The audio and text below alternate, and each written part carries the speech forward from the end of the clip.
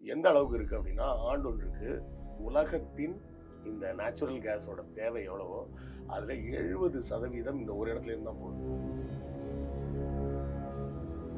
இன்னும் சொல்ல போனா கத்தாரோட முக்கியமான ஏற்றுமதிகள்ல இந்த இயற்கை எரிவாயு தான் முக்கிய பங்கு.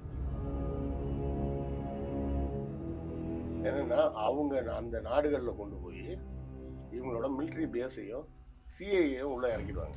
அப்படி இறக்கிட்டாலே அந்த நாடு இவங்களுக்கு தான் சொந்தம்ன்ற மாதிரி ஆயிடும். அமெரிக்காவோட தளங்கள் வந்து உலகத்துல ஒரு 90 நாடுகள்ல இருக்கு. 1-2 கிடையாது, கிட்டத்தட்ட 90 நாடுகள்ல இருக்கு. துபாயில குண்டை போட்டா அது துபாய் மேல போடுற குண்டு இல்லை, அது அமெரிக்கா மேல போடுற குண்டு தான். இந்த ஜிசிசி கண்ட்ரீஸ்ல எந்த கண்ட்ரியில போய் ஈரான் குண்டு போட்டாலும் அந்த குண்டு வந்து அந்த நாட்டு மேல போட்ட குண்டு கிடையாது. ஏன்னா அவை ஏற்கனவே தங்களுடைய சாவரினிட்டி ஸ்டேட்டஸை இழந்துச்சு. எனக்கு இல்லை, அவனுக்கு தான் உங்க மேல கெடுக்கும். அது உங்களுக்கு புரியல. நீங்களாம் நல்ல சோறு திங்காலே அவனுக்கு புரியாது. ஏன் நல்ல சோறு திங்கிறான் அப்படின்னு சொல்லி அதுக்கு வைத்தறிச்சல் போடுவாங்க. அதாவது நல்ல சோறு நான் சாப்பிடுவேன்னு சொன்னா பரவாயில்ல, நான் மட்டும்தான் சாப்பிடுவேன், மற்றவெல்லாம் சாப்பிடக்கூடாதுன்னு நினைக்கிறவங்க. பாதிப்புன்றது எல்லாரும் சண்டைன்னு வந்தால் பாதிப்பு தான்.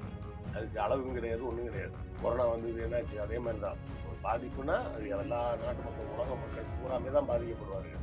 யார் செய்யறது சரியான விஷயம், யார் செய்யறது தவறான விஷயம் அப்படிங்கிறது தான் நம்ம சும்மா வாய்க்கு வந்ததுக்கு அடிச்சு விடுறது. நமக்கு இங்கே மோடினா அங்கே அவங்களுக்கு ட்ரம்ப், அவ்வளோதான் வித்தியாசம்.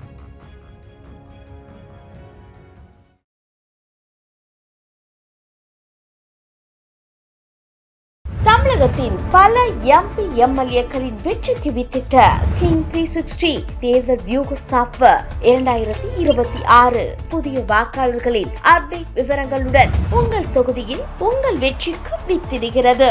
உங்கள் வாக்காளர்கள் தொகுதி, பூத், ஆண், பெண், வயது என பல வகைகளில் ஒரே நொடியில் உங்கள் விரல் நுனியில் bulk WhatsApp, bulk voice call, viral தேர்தல் பிரச்சாரங்கள், ட்ரெண்டிங் செய்திகள் என கிங் 360 தேர்தல் வியூக பணிகள் குறித்த விவரங்களுக்கு உடனடியாக இணைந்திடுங்கள். கிங் டிவி சொந்தங்கள் அனைவருக்கும் என் அன்பு வணக்கங்கள். இன்னைக்கு நம்ம இன்டர்வியூ செக்ஷன்ல நம்முடைய இணைஞ்சிருக்க சிறப்பு விருந்தினர் எழுத்தாளர் திரு கிருஷ்ணவேல் அவர்கள். வாங்க பேசுவோம் சார். வணக்கம் சார். சார், இந்த ஈரான் இஸ்ரேல் அமெரிக்கா போர் வந்து 20 நாளை தாண்டி போயிட்டு இருக்கு. இதுல ஈரான் வந்து அரபு நாடுகளை, முக்கியம் அந்த வளைகுடா நாடுகளை வந்து சொல்லி வச்சு அடிக்கிறாங்க. இப்போ கூட கத்தார் நாட்டில் இருக்க மிக முக்கியமான இயற்கை எரிவாயு சுத்திகரிப்பு நிலையத்தை வந்து அடிச்சிருக்காங்க. அங்க இருந்தா வந்து இந்தியாவோட 40-45% இயற்கை எரிவாயுவோட தேவை வந்து பூர்த்தி செய்யற இடம் அப்படின்னு சொல்றாங்க. இப்படி ஈரான் வளைகுடா நாடுகளை சொல்லி வச்சு கரெக்டா அடிக்கிறாங்க சார். இதை எப்படி பாக்குறீங்க? அதுல மக்கள் எளிமையா புரிஞ்சுக்கிறதுக்கு நான் ஒரு விஷயம் சொல்லலாம். அதாவது எல்பிஜின்றது நம்ம வீடுகளில் பயன்படுத்துறது. இது வந்து எல்பிஜி கிடையாது, இது பேர் எல்என்ஜிம்பாங்க. அதாவது அது லிக்விஃபைடு பெட்ரோலியம் கேஸு, இது லிக்விஃபைடு நேச்சுரல் கேஸ். அதில் வந்து இருக்கிறது புரோபேன், பூட்டேன் அப்படின்னு சொல்லி 2 வாயுக்கள் இருக்கும். இதில் இருக்கிறது பியூரா மீத்தேன் அப்படின்னு சொல்லக்கூடிய ஒரு வாயு. இந்த மீத்தேன் வாயு என்ன பண்ணுன்னா வெறுமனே காத்துப்பட்டாலே எரியும்.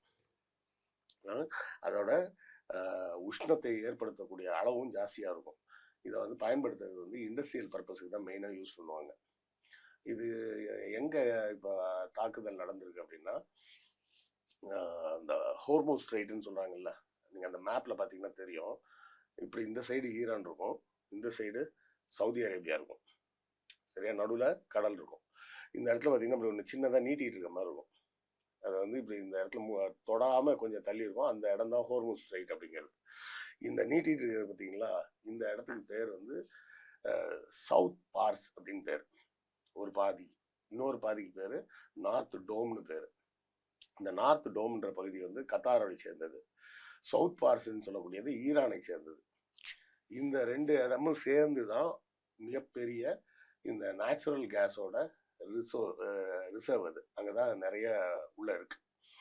எந்த அளவுக்கு இருக்கு அப்படின்னா, ஆண்டொன்றுக்கு உலகத்தின் இந்த நேச்சுரல் கேஸோட தேவை எவ்வளவோ அதுல 70% இந்த ஒரு இடத்துல இருந்து தான் போகுது.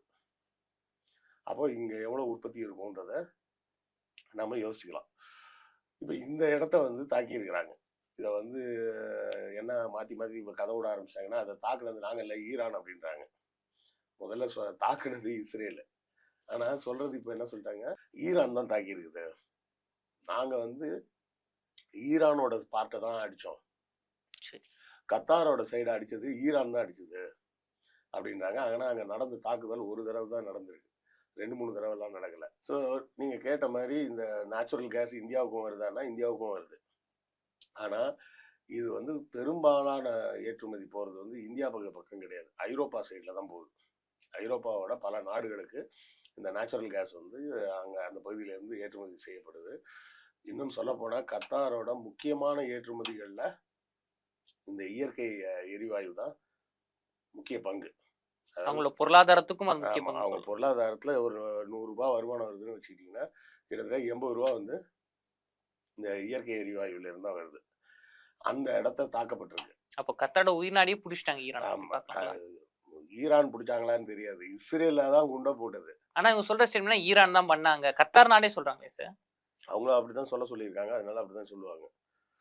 இது இந்த இடத்துல நம்ம முக்கியமா கவனிக்க வேண்டியது என்னன்னா, பிரிட்டன் வந்து 2ஆம் உலக யுத்தத்துக்கு முன்னாடி பல நாடுகளை பிடிச்சி வச்சிருந்தாங்க. அப்படி பிடிச்சி வச்சிருந்தாங்கன்னா அப்போ வந்து பிடிச்சி இந்த நாடு எங்களுக்கு சொந்தம் அப்படின்னு சொன்னாங்க. பிரிட்டன் வந்து பிரிட்டனோட ஸ்டைல், அமெரிக்காவோட ஸ்டைல் அப்படி கிடையாது. என்னன்னா அவங்க அந்த நாடுகளில் கொண்டு போய் இவங்களோட மிலிட்ரி பேஸையும் சிஐஏயும் உள்ள இறக்கிடுவாங்க. அப்படி இறக்கிட்டாலே அந்த நாடு இவங்களுக்கு தான் சொந்தம்ன்ற மாதிரி ஆயிடும்.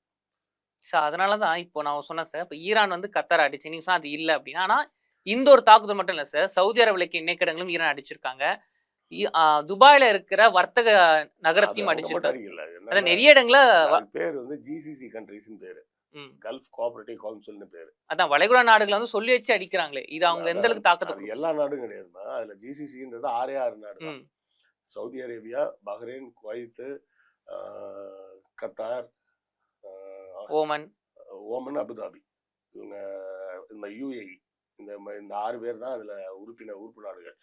இந்த 6 நாட்டிலையும் அமெரிக்காவோட ராணுவ பேஸ் இருக்கு. இந்த 6 நாட்டிலையும் சிஐஏ ஆபீஸ் இருக்கு. அதாவது எப்போ வந்து வேறு ஒரு நாட்டோட படை வந்து இன்னொரு நாட்டுக்குள்ள போய் சுதந்திரமா உட்கார முடியுதோ அப்பவே அந்த நாடு வந்து தன்னுடைய இறையாண்மையை இழந்து விட்டதுன்னு அர்த்தம். சவரனிட்டி அப்படிம்பாங்க.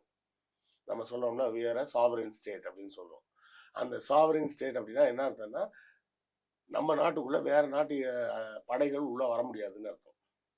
அப்போ இந்த நாடுகள் பூராமே சாவரின் ஸ்டேட்டே கிடையாது. முதல்ல அமெரிக்காவோட படைகள் நிரந்தரமா அங்க இருக்கு. இன்னும் சொல்ல போனா அமெரிக்காவோட தளங்கள் வந்து உலகத்துல ஒரு 90 நாடுகள்ல இருக்கு, 1-2ல கிடையாது, கிட்டத்தட்ட 90 நாடுகள்ல இருக்கு. அது மட்டும் இல்ல, அந்த 90 நாடுகள்ல 9 நாடுகள் ஐநா சபையில வாக்கெடுப்பில் கலந்து கொள்ள தகுதி படைத்த நாடுகள். இது எவ்வளவு பெரிய அசிங்கம்னு பாருங்க. ஐநா சபையில வாக்கெடுப்பில் கலந்து கொள்ள தகுதி படைத்த நாடுகள்ல 9 நாட்டுல அமெரிக்காவோட ராணுவ தளங்கள் இருக்கு. அப்போ இந்த பூராமே வந்து அமெரிக்கா இன்டைரக்டா தன்னுடைய கண்ட்ரோலை எல்லா இடத்துலையும் வச்சுட்டு ஆட்டி படைக்கிறாங்க. இந்த இடத்துல ஈரானை ஒழிச்சு கட்டணும் அப்படின்ற ஐடியால தான் நிற்கிறாங்க. ஏன்னா முதல்ல ஈராக்கை ஒழிச்சு கட்டியாச்சு, அடுத்தால ஈரானை ஒழிச்சு கட்டணும். எந்த நாடும் இறையாண்மை கொண்ட நாடாக இருக்கக்கூடாது. இறையாண்மைன்னு யாரும் தப்பா நினைச்சு போறாங்க, கடவுள் நம்பிக்கைன்னு நினைச்சுப்பாங்க. இறையாண்மைனா அது கிடையாது. இறையாண்மைனா சாவரின் ஸ்டேட், அதாவது சுதந்திரமாக முடிவெடுக்கும் தன்மை கொண்ட நாடுகளாக அவை இல்லை. அப்படி இருக்கும்போது அந்த நாடுகளில் மீது ஈரான் தாக்குதல் நடத்துவதில் எந்த தப்பும் கிடையாது. ஏன்னா சவுதி அரேபியா மேல குண்டு போட்டா அது சவுதி அரேபியா மேல போடுற குண்டு இல்லை, அது அமெரிக்கா மேல போடுறதுதான். துபாயில குண்டை போட்டா அது துபாய் மேல போடுற குண்டு இல்லை, அது அமெரிக்கா மேல போடுற குண்டு தான். இந்த ஜிசிசி கண்ட்ரீஸ்ல எந்த கண்ட்ரியில போய் ஈரான் குண்டு போட்டாலும் அந்த குண்டு வந்து அந்த நாட்டு மேல போட்ட குண்டு கிடையாது. ஏன்னா அவை ஏற்கனவே தங்களுடைய சாவரினிட்டி ஸ்டேட்டஸை இழந்துருச்சு. ஆனா சார் இங்க ஒரு விஷயம் பார்க்கணும், நீங்க சொன்னீங்க இந்த ஜிசிசி நாடு மேல குண்டு போறாங்கன்னா அந்த நாடு மேல கிடையாது, அது அமெரிக்கா தான் பாதிக்கும் அப்படின்னீங்க. ஆனா இங்க வந்து ஈரான்ல இருக்க டெக்ரான்ல சவுத் பாஸ் மேல வந்து ஃபர்ஸ்ட் இஸ்ரேலும் அமெரிக்காவும் சேர்ந்து ஏவுகணை சார். ஒரு சின்ன கேள்வி கேட்கிறேன், சுதந்திரத்துக்கு முன்னாடி இந்தியா யார்கிட்ட இருந்தது? பிரிட்டன் கிட்ட. ஆமா சார்.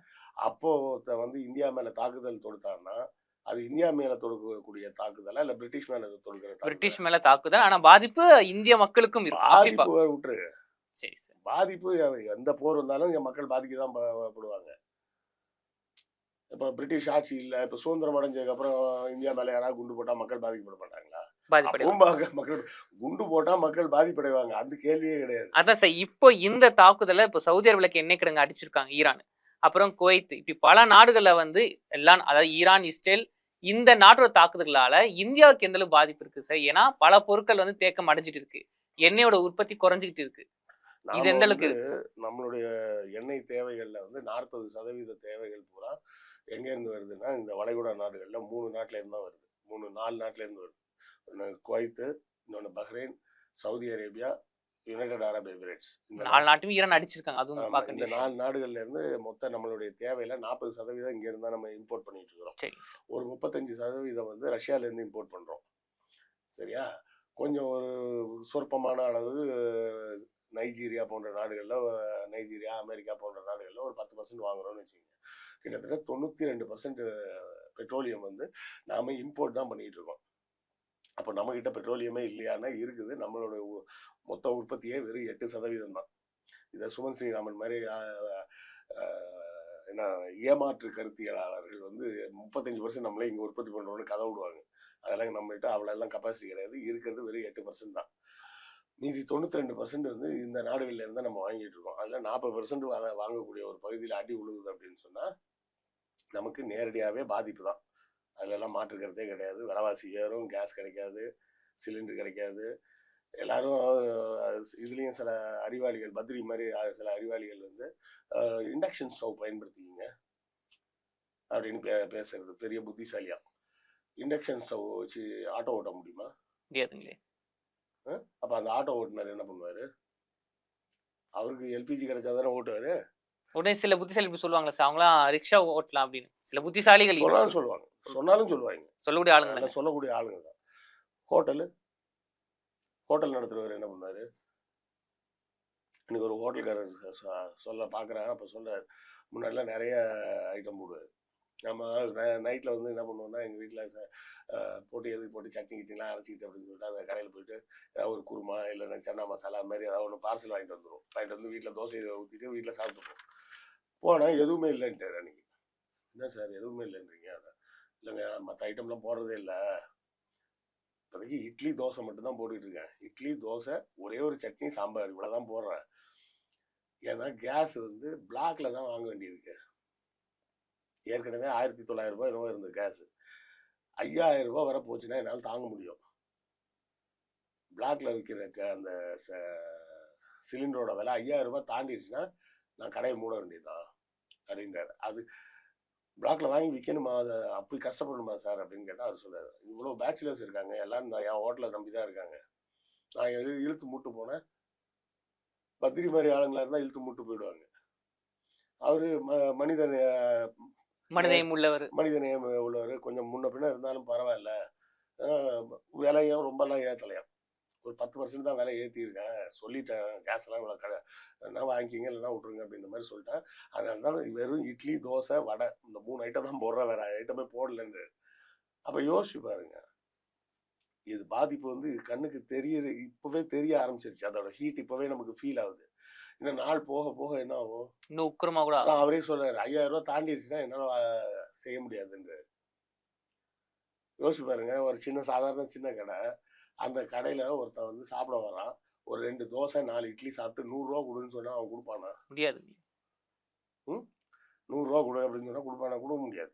அது எத்தனையோ பேச்சுலர்ஸ்லாம் வந்து இந்த மாதிரி சின்ன சின்ன ஹோட்டல்ஸ் நம்பி தான் தன் வாழ்க்கை நடத்துறாங்க. இதை தாண்டி யோசிங்க, அம்மா உணவகத்தில் உணவு சமைச்சு போட முடியல, என்ன பண்றது? அரசாங்கம் தானே இப்போ அதோட அதுக்கு ஏற்படக்கூடிய செலவை அரசாங்கம் தானே ஏற்றுக்கிறாங்க. அப்போ அவங்க எவ்வளோ நாளைக்கு அதை நடத்த முடியும்? அதுவும் நிறைய ஸ்கூல்லாம் வந்து மதிய உணவு திட்டம் ஒன்று இருக்கு, அதுக்கும் கேஸ் வேணும்ல. அப்போ இண்டக்ஷன் ஸ்டவ் தீர்வுன்னு சொல்ற ஆள் யாரு? நான் ஏன் அவங்க எப்போ பார்த்தாலும் தூக்கி போட்டு மிதிக்கிறேன் அப்படின்னு இப்போ உங்களுக்கு புரிஞ்சிருக்கும். நிறைய பேர் என்ன கேட்கறது இப்படி தான் கேட்பாங்க, உங்களுக்கு பார்ப்பனர்கள் மீது ஒரு வன்மம், வைத்தறிச்சல், கடுப்பு. எனக்கு இல்லை, அவனுக்கு தான் உங்க மேல கடுப்பு. அது உங்களுக்கு புரியல. நீங்களாம் நல்ல சோறு தின்னாலே அவனுக்கு பிடிக்காது. இவன் ஏன் நல்ல சோறு திங்கிறான் அப்படின்னு சொல்லி அதுக்கு வைத்தறிச்சல் போடுவாங்க. அதாவது நல்ல சோறு நான் சாப்பிடுவேன்னு சொன்னா பரவாயில்ல, நான் மட்டும்தான் சாப்பிடுவேன், மற்றவெல்லாம் சாப்பிடக்கூடாதுன்னு நினைக்கிறவங்க. சார் இதே மாதிரி ஒரு நிலைப்பாடு ட்ரம்ப்கிட்டயும் இருக்கணும் பார்க்கலாம். ஏன்னா இப்போ ட்ரம்ப் அவர்கள் ஸ்டேட்மெண்ட் கொடுத்திருக்காரு சார். ஈரானோட 90% கச்சா எண்ணெய் ஏற்றுமதி வந்து கார்க் தீவுல தான் நடைபெறுது. அந்த தீவை வந்து நான் கையகப்பற்ற போறோம். அங்க ஏவுகணைகளை தாக்கி அந்த தீவை அழிக்க அப்படி பண்ணா ஈரானோட அந்த ஒரு வெறிச்செயல் வந்து குறைஞ்சிரும் அப்படின்னு சொல்றாங்க. ஆனா அப்படி பண்ணா கச்சா எண்ணெயோட டாலர் மதிப்பு அதிகமாகும்ல சார். 150 தாண்டி போகுமே. அது உலக அளவில் எந்த அளவுக்கு பாதிப்பு கொடுக்கும்? அது ஆகத்தான் செய்யும். உலக அளவில் பாதிக்கத்தான் செய்யும். அதாவது அது எந்த அளவு இருக்கும் சார்? எந்த அளவுக்குன்னு நம்மளால கற்பனை பண்ண முடியாத அளவுக்கு பாதிப்பு ஏற்படும். என்னன்னா அந்த இடத்த அழிப்பேன்னு சொல்றது வந்து அந்த எண்ணெய் கிணறுகளெல்லாம் அழிக்க முடியாது. அந்த இன்ஃப்ராஸ்ட்ரக்சர் அழிஞ்சு. ஒரு கிணறு இருக்கு, அந்த கிணறு நான் இடிச்சிட்டேன்னா கிணத்துக்கு அடியில் இருக்க தண்ணி இல்லாமல் போயிடுமா என்ன? அந்த தண்ணி அங்கதான் இருக்கும். அந்த கிணறு வழியா அந்த தண்ணியை எடுக்க முடியாது. வேற மறுபடியும் கிணறு தோண்டணும், மறுபடியும் அந்த இன்ஃப்ராஸ்ட்ரக்சரை ரெடி பண்ணணும். பல ஆண்டுகள் வேற அது ஆகும். அதுக்கு பல செலவுகள் ஆகும். இந்த மாதிரி விஷயங்கள் தான் நடக்குமே தவிர, அதாவது அந்த தீவை அழிச்சிருவேன்னு சொன்னோன்னே அந்த தீவுல இருக்க பெட்ரோல் எல்லாத்தையும் கொளுத்தி விட்டுருவாரு அப்படின்னு அர்த்தம் கிடையாது. அப்படி கொளுத்தலாம் முடியாது. என்னன்னா அது ஒரு அவங்களுக்கு ஒரு பாதிப்பை ஏற்படுத்துறது, அவங்களோட பொருளாதாரத்தை ரீதியாக அதாவது இன்னொன்று புரிஞ்சுக்கல ட்ரம்ப்ன்றவர். அவங்க நாட்டுக்காரங்களே என்ன சொல்லிட்டு இருக்கிறாங்கன்னா, நீங்க வழக்கமா அறிவிப்பீங்கல்ல நாங்க ஜெயிச்சிட்டோன்னு, அது மாதிரி ஜெயிச்சிட்டோன்னு அறிவிச்சிட்டு வந்துருங்க, இதுக்கு மேல அங்க செலவு தாங்கல அப்படின்றாங்க. எங்க அமெரிக்கால இருக்கக்கூடிய இராணுவ துறையை சேர்ந்த அதிகாரி சொல்றாரு. 2 நாளைக்கு முன்னாடி 17ஆம் தேதின்னு நினைக்கிறேன். அவர் பேர் வந்து ஜோ கென்டன் பேர். அவர் வந்து யாருன்னு கேட்டீங்கன்னா counter terrorism council, national counter terrorism கவுன்சில்னு ஒன்று இருக்கு, NCTCன்னு. அதில் வேலை பார்க்குறவர் ஜோ கென்டன் பேர். அவர் தான் டைரக்டர். வேலை பார்க்குறவரும் வேலை இல்லை, அவர் தான் அந்த நேஷனல் கவுண்டர் டெரரிசம் கவுன்சிலோட ஹெட். அவர் ரிசைன் பண்ணிட்டார். சொன்னது 3 ரீசன் தான். ஈரான் வந்து ஒரு ஆபத்தான நாடு அப்படிங்கிறது பொய். இந்த போரை இனிஷியேட் பண்ணது ஈரான் கிடையாது. 3வது, இந்த போருக்கும் அமெரிக்காவுக்கும் சம்பந்தம் கிடையாது. தேவையில்லாம இஸ்ரேலுக்காக ட்ரம்ப் போய் அங்கே சண்டை போட்டு இருக்காரு. இந்த 3 விஷயமும் எனக்கு பிடிக்கல, அதனால நான் ரிசைன் பண்றேன் அப்படின்னு ரிசைன் பண்ணிட்டாரு. அதாவது ஒரு நாட்டின் தலைமை பொறுப்புல இருக்கக்கூடிய ஒரு அமைப்பு, நாட்டில் ஒரு அமைப்பு இருக்கு. அந்த அமைப்பு வந்து என்ன பண்ணும், அந்த நாட்டில் தீவிரவாத நடவடிக்கைகள் ஏற்படாமல் பார்த்து கொள்ளக்கூடியதுதான் அதோட வேலை. அந்த டிபார்ட்மெண்ட்டோட ஹெட்டா இருக்கிற ஒருத்தர் ரிசைன் பண்றாரு. ஆனா இங்க சில லூசுங்க என்ன சொல்லிட்டு இருக்காங்க, ஈரானை குறை சொல்லிட்டு இருக்காங்க. அதுதான் வேடிக்கையான ஒரு விஷயமா நீங்க பார்க்கணும். பாதிப்புன்றது எல்லா சண்டைன்னு வந்தா பாதிப்பு தான். அதுக்கு அளவும் கிடையாது, ஒன்றும் கிடையாது. கொரோனா வந்தது என்னாச்சு, அதே மாதிரி தான். ஒரு பாதிப்புனா அது எல்லா நாட்டு மக்கள், உலக மக்கள் பூராமே தான் பாதிக்கப்படுவார்கள். இடத்துல பார்க்க வேண்டியது யார் செய்யறது சரியான விஷயம், யார் செய்யறது தவறான விஷயம் அப்படிங்கிறது தான் நம்ம பார்க்கணும். சார் இப்போ இந்த இடத்துல நீங்க சொன்னீங்க, இதெல்லாம் பார்க்கும்போது அமெரிக்காக்குள்ளேயே உள்நாட்டு பூசல் நடக்குது, பிரச்சனை நடக்குது அப்படின்னு தெரியுது. ஆனா இதெல்லாம் நடக்கும் போதே ட்ரம்ப் அவர்கள் வந்து ஒரு ஸ்டேட்மெண்ட் கொடுக்குறாரு. நான் வந்து கூடிய விரைவில் ஈரான் புறம் முடிக்க போறேன், நான் நினைச்சேன் 2 செகண்ட்ல முடிச்சிருவேன். முடிக்க வேண்டியதுதானே? ஆனா இதெல்லாம் நினைக்க மாட்டாருமா? இதுல எந்த மாதிரி ஸ்டேட்மெண்ட் சார்? எவ்வளவு அடிச்சாலும் தாக்கும். பைத்தியகாரத்தனமான ஸ்டேட்மெண்ட். நான் நினைச்சா முடியும், நினைச்சுக்கோ, முடிச்சிட வேண்டியதுதானே. எதுக்கு வெட்டியா செலவு பண்ணிட்டு இருக்க? முடிக்க வேண்டியதுதானே, ஏன் முடிக்காம வச்சுட்டு உட்காந்துருக்கிறாங்க? சும்மா வாய்க்கு வந்ததுக்கு அடிச்சு விடுறது. நமக்கு இங்க மோடினா அங்க அவங்களுக்கு ட்ரம்ப், அவ்வளவுதான் வித்தியாசம். வேற ஒன்றும் பெரிய வித்தியாசம்லாம் கிடையாது. இந்த மாதிரி நேரங்கள்ல தான் பாத்தீங்கன்னா பார்ப்பனர்கள் தெளிவா என்ன பண்ணுவாங்க, அமெரிக்காவுக்கு சப்போர்ட் பண்றாங்க. அதை பார்த்துட்டு நம்ம பசங்களும் அறிவு இல்லாம பார்ப்பனர்களே அமெரிக்காவை சப்போர்ட் பண்றாங்கன்னா அதுதான் கரெக்டா இருக்கும் போல இருக்கு, அதனால நம்மளும் சப்போர்ட் பண்ணுவோம் அப்படின்னு அமெரிக்கா நான் ஜெயிக்க போகுது, ஈரான் காலியாக போகுது. இப்போ நீ ஹமாஸையோ ஹெஸ்புல்லாவையோ ஒரு தீவிரவாத அமைப்பு, அதுக்கு ஏன் சப்போர்ட் பண்ணி பேசுறேன்னு கேட்டா ஒரு நியாயம். ஈரான் என்ன தீவிரவாத அமைப்பா? ஈரான்ன்றது ஒரு நாடு. ஈரான்ன்றது ஒரு நாடு. ஹமாஸ், ஹெஸ்புல்லா, ஹவுதி இவங்களெல்லாம் நீ தீவிரவாதின்னு நீ சொன்னா கூட சரி, அது உன் பார்வை அப்படின்னு நான் விட்டு போயிடுவேன். ஈரான் ஒரு நாட்டையே, அந்த நாட்டில் இருக்க எல்லா மக்களும் தீவிரவாதின்ற மாதிரி பேசுனா நீ பைத்தியக்காரனா? இல்லை, நீ பைத்தியக்காரன் இல்லை, காரியக்கு இருக்க. நீங்க நல்லா யோசிச்சு பாருங்க. அனுராதா ரமணன் ஒரு எழுத்தாளர், அவங்க சங்கராச்சாரியார் மேல ஒரு குற்றச்சாட்டை சொல்றாங்க, ஒரு பாலியல் ரீதியான குற்றச்சாட்டு. அப்போ ஒரு பெண் பக்கம் தானே நிக்கணும், எல்லாரும் சங்கராச்சாரியார் பக்கத்துல இருந்தாங்க. சங்கர் ராமனை வெட்டி கொண்டுட்டாங்கன்னு ஒரு கேஸ் நடக்குது. சங்கர் ராமனும் ஒரு பார்ப்பனர் தானே. அப்போ பாதிக்கப்பட்ட பார்ப்பனர் பக்கத்துல தானே நிக்கணும், சங்கராச்சாரியார் பக்கத்துல இருந்தாங்க. ஜெயலலிதா அந்த ஆளை தூக்கி உள்ள வச்சாங்க. உடனே எல்லாரும் ஜெயலலிதா பக்கம் போயிட்டாங்க. அப்போ இந்த பார்ப்பனரோட புத்தி எப்படி இருக்குன்னா இப்படிதான் இருக்கும். அதிகாரத்தை அண்டி பிழைக்கும் நாய்கள். அப்ப இந்த இடத்துல இன்னொரு விஷயம் நான் பாக்க, நீங்க சொன்னீங்க இந்த பார்ப்பனர்கள் வந்து எந்த பக்கம் ஆதிக்கம் இருக்கோ அந்த பக்கம் போயிருவாங்க அப்படின்னு. இப்போ ஆதிக்கம் இருக்குல்ல, அதிகாரத்தை அண்டி பிழைக்கும் நாய்கள். நாய்கள்ன்ற வார்த்தையோட சேர்த்து சொல்லலாம். ஏன் தெரியுமா? பாரதியார் தான் அந்த பாட்டை எழுதியிருக்கிறாரு. சரிங்க சார். ட்ரம்ப் அவர்கள் வந்து கொஞ்ச நாளைக்கு முன்னாடி வந்து நேட்டோ கிட்டயும் உலக நாடுகளும் ஒரு உதவி கேட்டார். அதாவது ஈரான் வந்து அந்த ஹார்மூஸ் நீச்சன்ல வந்து பயங்கரமான ஆயுதங்கள்லாம் வச்சிருக்காங்க, மற்ற கப்பல் உள்ள போக முடியல, அதை வந்து நம்ம பாதுகாக்கணும்னு சொல்லி ஒரு உதவி கேட்டாரு. அது உலக நாடுகளும் சரி, எதிர் நாடுன்னு சொல்லுவோம், சீனாடுவே ஹெல்ப் கேட்டாரு, அவங்க எல்லாம் மறுத்துட்டாங்க. நேட்டோவும் அதில் மறுத்தாங்க. ஆனா இப்போ நேட்டோ வந்து கை கொடுக்க வராங்களே சார், நாங்க உதவிக்கு வரோம். நேட்டோ வந்து அமெரிக்கா நேரடியாக போருக்கு போச்சுன்னா வருவாங்க, புரியுதா? அமெரிக்கா நேரடியாக போர்ல இறங்குனா அப்போ வருவாங்க நேட்டோ நாடுகள். ஆனா இஸ்ரேல் தான், இப்ப இஸ்ரேலோட பேர்ல தான் சண்டை நடந்துட்டு இருக்கு. அதனால இப்ப நேட்டோ நாடுகள் வர மாட்டாங்க. ஆனா முதல்ல மறுத்துட்டு இப்ப நாங்க உதவிக்கு வரோம் அப்படின்னு சொல்லி வர மாட்டாங்க. ஏன்னா அமெரிக்கா நேரடியாக போர்ல ஈடுபட்டா மட்டும்தான் நேட்டோ நாடுகள் உதவிக்கு வருவாங்க. மற்றபடி இன்னும் சொல்ல போனா அமெரிக்கா நேரடியாக தாக்கப்பட்டுச்சு அப்படின்னு சொன்னாங்க. அமெரிக்கா மேல தாக்குதல்லாம் இல்லைன்னா நேட்டோ நாடுகள்லாம் வர வேண்டிய கட்டாயம் அந்த ஒப்பந்தத்துல கிடையாது. நேட்டோ நாடுகள்னா நேட்டோ நாடுகள்ல ஏதோ ஒரு நாட்டு மேல இன்னொரு நாடு தாக்குதல் நடத்தினா மீதம் இருக்கிற எல்லா நாடுகளும் உதவிக்கு போகணும்.